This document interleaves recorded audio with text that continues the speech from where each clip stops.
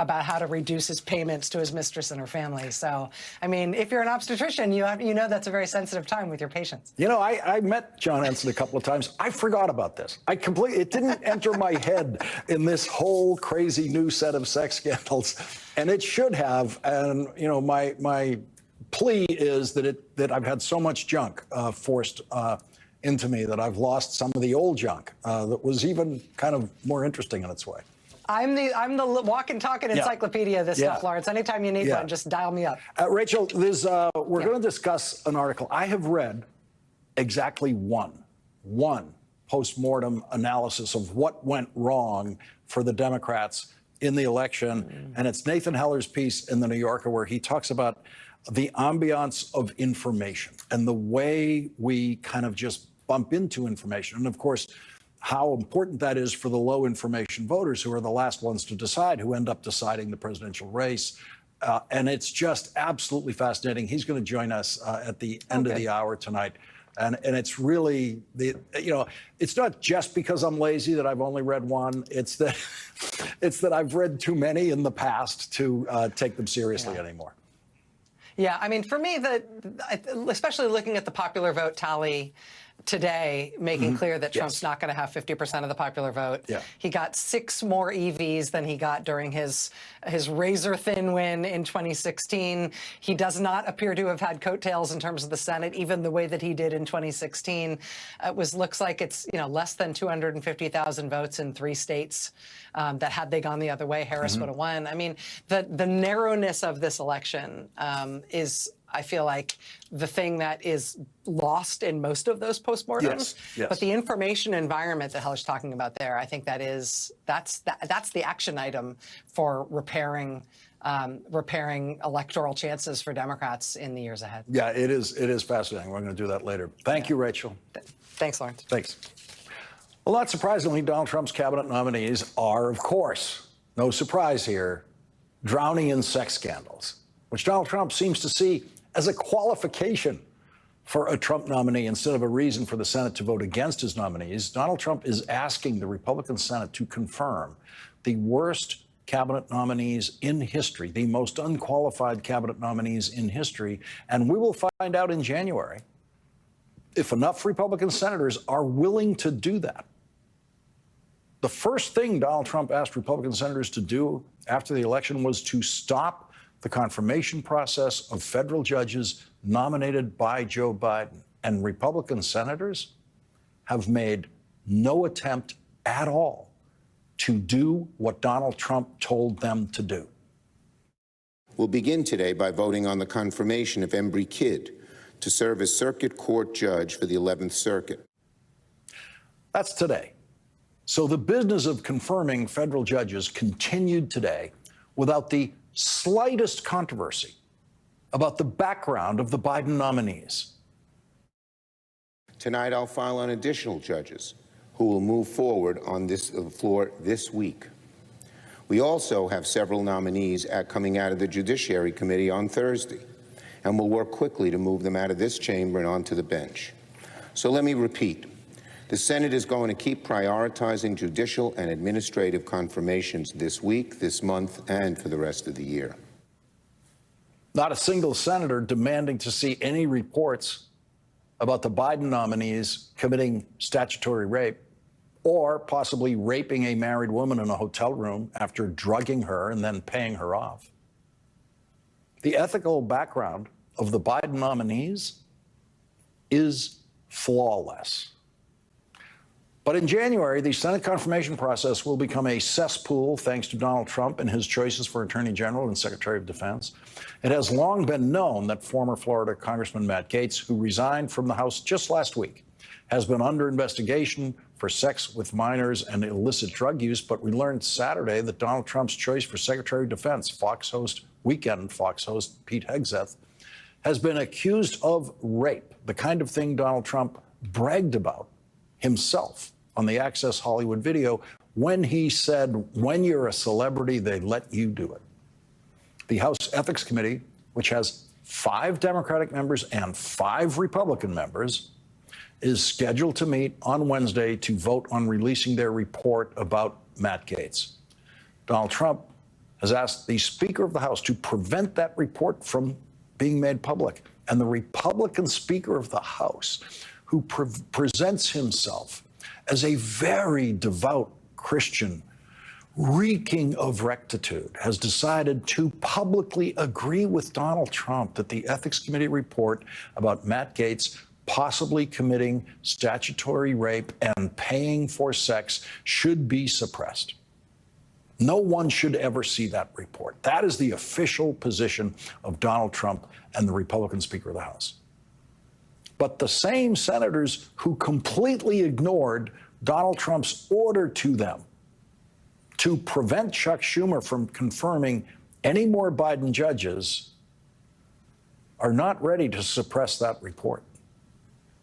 Should the House Ethics Committee release that report, Senator? Absolutely, and I believe the Senate should have access to that. That's Republican Senator Markwayne Mullin of Oklahoma. Here is Texas Republican Senator John Cornyn, who is a senior member of the Senate Judiciary Committee, which will hold a confirmation hearing for Matt Gaetz if his nomination makes it that far in the process. The fact of the matter is, whether we get the ethics report or not, the facts are going to come out one way or the other. And I would think it would be in everybody's best interest, including the president's, not to be surprised by some information that might come out during the confirmation hearing and the background check. So we're going to do our job and under the Constitution, and in the process, I believe, provide the president some assurance that he knows exactly what the facts are about each of his nominees. An attorney for two young women who were witnesses in the House Ethics Committee investigation of Matt Gaetz told NBC News' Hallie Jackson about their testimony. What did your client witness at this party? She was walking outside to the pool, and she observed to her right her friend, who was 17 at the time, having sex with Representative Gaetz. They were leaned up to what she described to as a game table of some type. Did your client believe that Gaetz at the time knew that her friend was underage? Yeah, so the House was curious about that. She testified that her belief was that Representative Gaetz had no knowledge that she was under 18, that she was 17 years old at the time he was having sex with her. She also testified that when Representative Gaetz found out that she was underage, that they stopped their sexual relationship and did not resume it until after she turned 18. The Department of Justice declined to prosecute Matt Gaetz for these allegations. So how should people square that decision with everything that you've laid out here today? Whether or not a federal prosecutor takes a case and decides to move forward on a trial or move forward on an allegation is that particular prosecutor's decision. It doesn't mean they didn't do it. The federal prosecutor was studying the possibility of sex trafficking in that investigation. In the state of Florida, under state law, sex with a girl under the age of 18 is statutory rape. That is what Matt Gaetz stands accused of in that Ethics Committee report that Donald Trump is trying to suppress. The Washington Post broke the news that after Donald Trump chose Fox weekend host Pete Hegseth for his Secretary of Defense, the Trump transition team then received a 4-page memo claiming that Pete Hegseth raped a woman in 2017 during the California Federation of Republican Women Conference in Monterey, California. This is the same Pete Hegseth who, during his first marriage, started an affair that became his second marriage, during which he started an affair at work that became his third marriage. The Washington Post reports that that memo claims that Pete Hegseth, quote, paid a woman who accused him of sexual assault as part of a non-disclosure agreement, though he maintained that their encounter was consensual, according to a statement from his lawyer Saturday and other documents obtained by the Washington Post. Hegseth's attorney, Timothy Parlatore, said that Hegseth was visibly intoxicated at the time of the incident and maintained that police who were contacted a few days after the encounter by the woman concluded that the complainant had been the aggressor in the encounter. Police have not confirmed that assertion. Hegseth agreed to pay an undisclosed amount to the woman because he feared that revelation of the matter would result in his immediate termination from Fox, where he worked as a host, the statement said. Of course, Donald Trump approves of paying women for their silence about sex in hotel rooms, since Donald Trump has admitted to doing exactly that himself with Stormy Daniels. The Washington Post says that the victim's responsibilities at the conference Pete Hegseth attended were to, quote, make sure Hegseth made it back to his room and left in time the next morning for the 90-minute drive to the airport, the memo said. At some point in the evening, the complaint alleged, Jane Doe received a text from two women at the bar who told her that Hegseth was getting pushy about his interest in taking them upstairs to his room. Jane Doe, who was nearby, came over and talked to those two women, and after they left, she remembered sensing that Hegseth was irritated, the memo said. According to the memo, Jane Doe didn't remember anything until she was in Hegseth's hotel room and then stumbling to find her hotel room.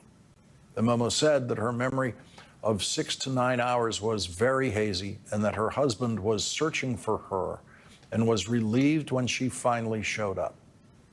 The following day, the woman returned home and had a moment of hazy memory of being raped the night before and had a panic attack, the memo said. The woman then went to the emergency room where she received a rape kit examination that was positive for semen, the memo said.